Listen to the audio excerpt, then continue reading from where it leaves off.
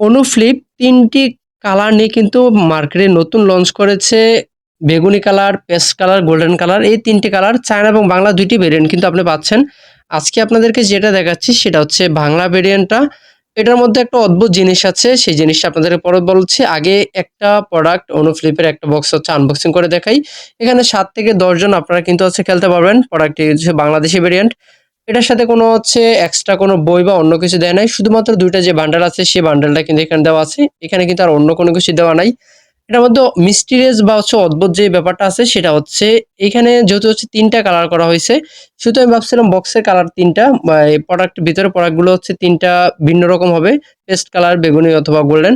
কিন্তু প্রোডাক্টটা যখন আমি ২ টাই প্রোডাক্ট পেস্ট কালার এবং হচ্ছে বেগুনি কালার ২ টা প্রোডাক্ট যখন আনবক্সিং করি তখনই কিন্তু আমি হচ্ছে সেম দেখতে পাই। কোনো কালার তরতমে শুধু হচ্ছে বক্সের কালার চেঞ্জ। আপনি যখন কিনবেন সেই জিনিসটা মাথায় রেখে কিনবেন।